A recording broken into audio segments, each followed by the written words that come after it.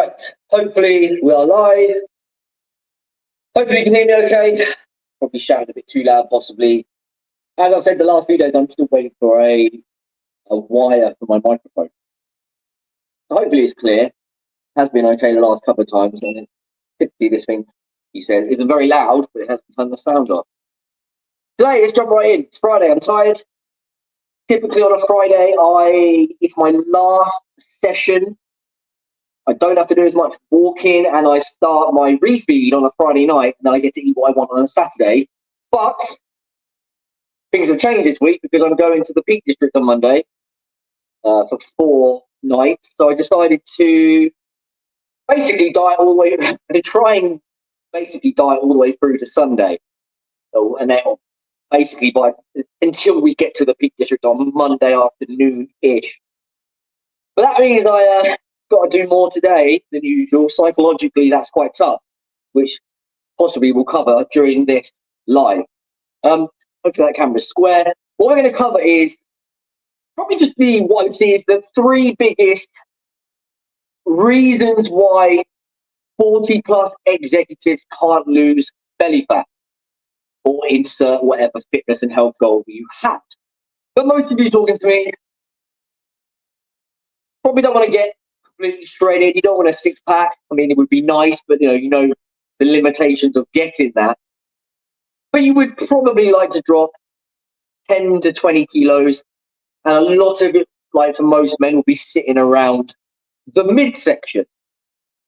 And a lot of you struggle to lose the belly fat for these 3 reasons, which we're going to cover in this live. All I'm going to do first is bring the speed up a little bit. And actually, the first thing we're going to talk about, struggle number one, is a lack of time. And I get that because I have been getting up earlier than I've ever gotten up, except for when I had fitness classes, because that gave me the accountability. But I've been getting up, for me, reasonably early, 5:30, 6. I'm not much of a morning person. And I've been going to bed earlier, but not necessarily early. I'm trying to get into bed by 10:30, 11.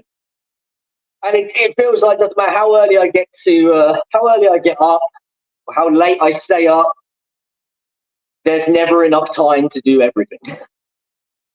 And this is why, when I do these lives, being completely transparent, I started doing these lives to give me a reason to walk on the pad. It was like killing 2 birds with 1 stone. So I completely understand what it's like not to feel like you haven't got a lot of time. And that's me saying it, knowing that I don't have to commute to work or commute back. And I'll have a bit more flexibility with my working hours. Some of you might quite literally wake up at 6, 5, get showered, have some food, rush out, and then come back late at night. So you genuinely do have very little time. And all of the things we cover, all these 3 struggles that make it hard for executives, if you don't fix them, now they might not all be relevant to you, but if one of them resonates with you and you don't fix it, then chances are nothing is going to change. In fact, let's be honest, things will probably get worse, because when it comes to body fat and health and fitness, things typically decline if you're not moving forwards. As you get older, you're going to lose muscle, you're going to lose strength.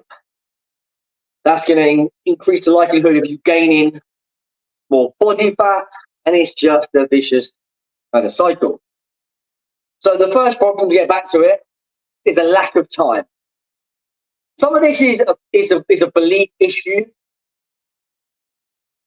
I think a lot of executives, and I see from what I get from talking to you guys, a lot of executives believe that getting in shape and getting healthy takes more time than it really does. Now,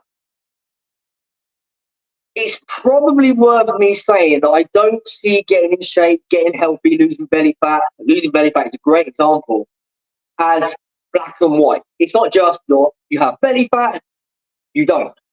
There's a spectrum. You have belly fat, You can be trim, you can be lean, or you can be shredded. Those aren't official terms, but there is a spectrum between being fat and being on the front cover of a magazine or on a bodybuilding stage. And as you progress down that spectrum, the time required goes up. For me, for example, now, my gym sessions with the cardio take about an hour and a half, sometimes 2 hours, not including the drive there and back. I do a half an hour walk with the dogs in the evening. I take them out for about 15 minutes in the morning. So what we're looking at so far, 2 hours, 2.5 to maybe 3 hours with the travel. And I have to get on this bloody thing for about an hour a day. A lot of time. Like if I said to you, do you have time to do 2, 3, 4 hours of training a day? You'd say no. But that's my extreme goal. I am at the point now where I could have stopped probably weeks ago, but I'm going to carry on until I can do a photo shoot. This isn't relevant to you, but it's just my point. You have to think about where you want to go, how much time you can put into it. For most of you who just announced the fucking door, right, let me go answer that.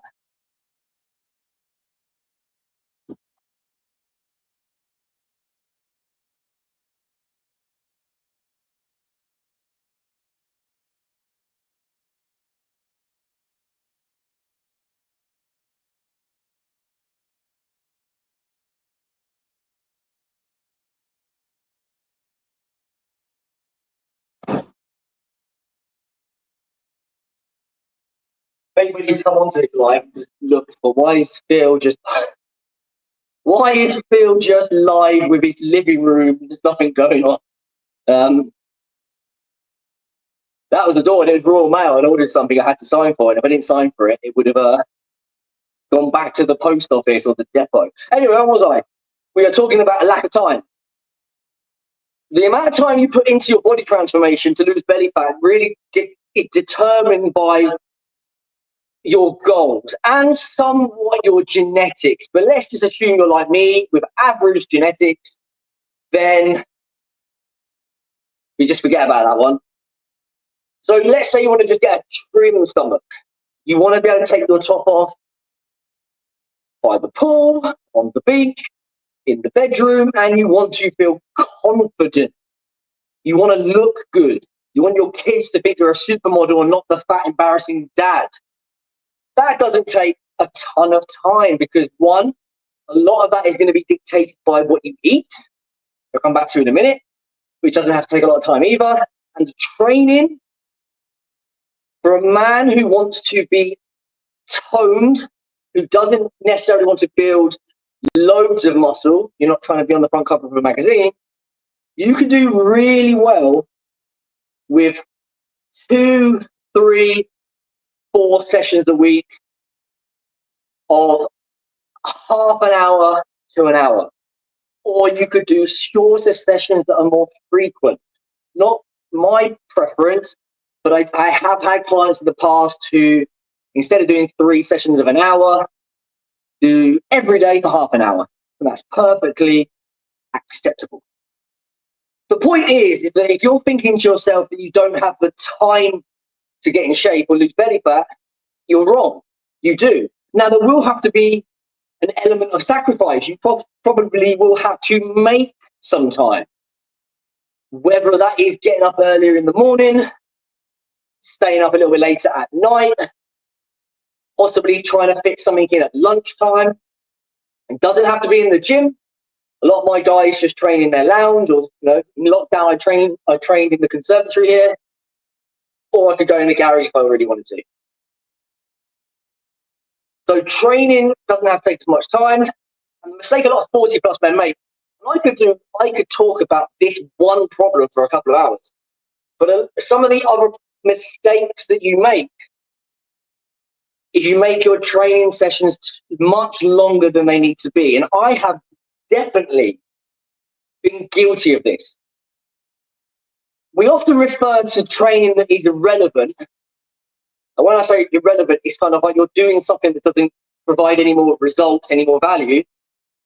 Basically, you're decreasing the return on the investment. You're doing more gym time, but it's not giving you any more benefit. And we often refer to it as junk volume or fluff volume, or in plain English, just wasting your time. So learning how to actually structure a training program that gets results and is efficient is a really important skill. You don't have to go into the gym and spend 2 or 3 hours if you know what you're doing. The reason why my sessions are longer is not actually because I'm doing a lot of training. It's more of a case that I'm quite strong. So I do upper lower split. So let's say I go into the gym and I do legs,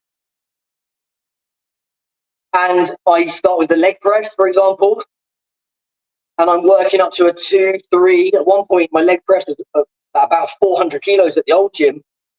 It takes quite a lot of time to go from having not done any leg work to being able to do a 400 kilo leg press. So a lot of the time for me is just warming up so I don't get injured and I can progress.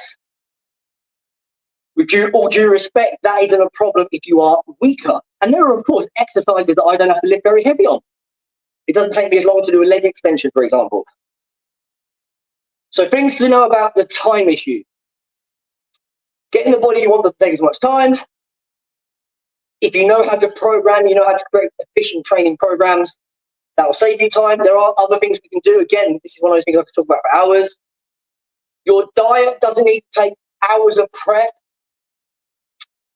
There might be some of you that like to spend ages making these little, like, really fancy meals that look like they belong in a restaurant. Or there's people like me and a lot of my clients who just chuck some mince or some chicken or something in the air fryer with some potatoes or low-fat chips or a bit of salad, or we have a bowl of fruit. It's just stuff that's really simple.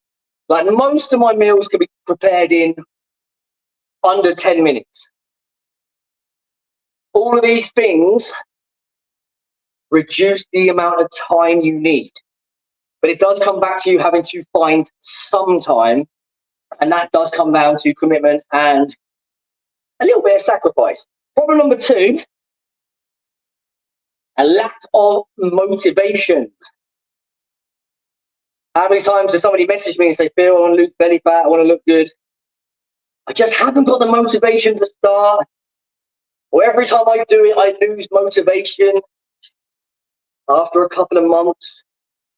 A perfect example will happen very soon, and that will be in January. Some of you will go into January thinking the whole world has got, so it's a time of year when everything starts again. It's a time for a fresh start. But really, it's just another day. But you go into January motivated by those kind of external reasons. It's the new year. It's time to do something about it. It's a fresh start. I'm going to be better this year. We kind of, we spend our lives, kind of January to December. That's how we judge it. How was 2021? How was 22, 23? I want 2025 to be better. And then what happens? Mid-January, early February, I think the statistics show that most people give up by about the middle of February for weight loss. Well, it doesn't bode well, really. Going back to the fact, if you want to lose belly fat, it's definitely going to take you longer than 4 to 6 weeks to get the belly fat off. I mean, it's taken me most of this year. And then obviously, you want to keep it off. So this motivation issue is a strange one. Now, I don't want to be the guy that stands there and goes, motivation is bullshit, you need to be disciplined. As much as I do agree with that, you can't always be motivated. So you do, over time, have to be the man that becomes disciplined. There's sometimes the last couple of weeks, for example, I've just been busy and my days got a little bit out of sorts. And there was one Friday, going back to what I said at the start of this live, I did my last walk, my last longer walk of the week, and it was the Friday. And by the time I'd been to the shop and done everything else, it was about 11:30. I got out of the house at about, I posted on Instagram, I think it was 11:45. Do you know how hard it was to go out at 11:45 after a week of this, living off barely any calories? And I was exhausted, mentally and physically. But it's just discipline. I just did it. But I want to give you guys some slack, because I don't think that's something you just get overnight. I think it's something you develop. The question is, how do you get some momentum to get to that point? Well, motivation's a funny one. You've got a couple of things you can do with motivation. One is to really be honest and think about the consequences of staying overweight. The number of men that will say to me stuff like, I need to lose weight because I want to be around for my children in 10, 15 years. One of my clients beautifully put it many years ago, Tim, was kind of overweight, but his big problem was he was a type 2 diabetic. Still is, but doesn't take much medication now. But he was his medication and was not really controlling his blood sugars. And if he carried on like that, all sorts of issues would have come from being a type 2 diabetic with high blood sugar, as you know. Could have gone blind, could lose limbs, lots of issues. And he said, I want to be around for my kids, but I also want to be a useful dad. And to be useful, you have to be strong, mobile, physically fit. You have to look after yourself. The number of executives that tell me that they're worried they're not going to be around for their kids' weddings or to see them graduate, or they're not doing as much for their children and they feel guilty, and then they do nothing about their health, is astonishing to me. Because if you can't get the motivation to look after yourself for your kids, and there'll be many of you, I'm calling you out here, will say stuff like, I'll do anything for my kids. It reminds me of that Meatloaf song. You'll do anything for your kids but lose weight. If that doesn't motivate you, I don't know what will. But there's one way to get some motivation. Figure out a genuine reason to do it. That should at least give you the ability to start. In the same way as January gives a lot of men the somehow magical ability to start out of nowhere. And then what you need is to carry on. And a lot of that comes down to support, accountability, and the obvious one that no one ever really thinks about is actual results. None of you are going to stay motivated if you don't get results. None of you are going to stay motivated all the time anyway. So what happens in, for example, a program like my coaching program, guys come in, they're motivated. Of course, they're motivated. They've just paid a lot of money. They've come in, they've joined, they're ready to roll, and they're on a high. But it doesn't always stay like that. They're going to have challenges. Work's going to get busy. They're going to get illnesses. They're going to have struggles at home. The kids are going to play up, whatever it is. Business might be quiet. It might be too not quiet. It might be really, really busy. They're going to have times when the motivation, quite frankly, just declines. And my job there is to support them, hold them accountable, to get them through it. If I get them through it, they get results. And if they get results, they get more motivated. And if they carry on for long enough, they become disciplined. Kind of how I see the process. So if you're somebody that gives up after 2 or 3 weeks, get a good coach. Now, that also can be down to doing things incorrectly. Very hard to be motivated to do stuff that you hate. And the last problem, or the last struggle, which kind of relates, is an inability for executive to be consistent. And this really is a problem that's caused by your lifestyle as a whole. We've already covered not having enough time, or not having enough time and not having the correct strategy that aligns with that lack of time creates a situation where you can't be consistent. But there are other ones, the most obvious ones. An inability to follow your nutrition plan when you have to travel, meet with clients for drinks. And of course, we can just include just general like social events, birthdays, date nights. But any time that you are outside of the house or the office and you are in a restaurant or a hotel, on a plane, in the pub, that causes a problem. And you, as an executive, get that more frequently than probably the average guy that works 9 to 5. And it's also typically less predictable. Predictability makes it easy. You said to someone, every single Wednesday afternoon you're going to have a client lunch. It's easier. If you end up having a client lunch at short notice and you don't know how to deal with them in terms of nutrition and training, and you don't know how to adapt your strategy, then you're screwed. And the mistake a lot of you make is you have lifestyles that are very unpredictable and hectic and they're all over the place. And you try to marry these lifestyles with, for lack of a better term, diets that a bodybuilder could follow. So on one side, you've got my meal plan. I must eat this food at this time in this amount. If I don't, I've ruined it all. And then on the other hand, you're trying to have lunch with a client and then a drink, and then you're going out for drinks, or you're trying to do a date night, or the kids are trying to give you something to sample that they cooked at school. I get that quite a lot. And they don't align. So you don't get any consistency. And without consistency, what happens? You don't get results. The only thing that's consistent about not having a consistent strategy is you get fatter and more unhealthy over time. How do you fix that one? Well, it's very simple. You don't follow traditional, crash, bad diets. You don't box yourself in by trying to follow lots of different dieting rules.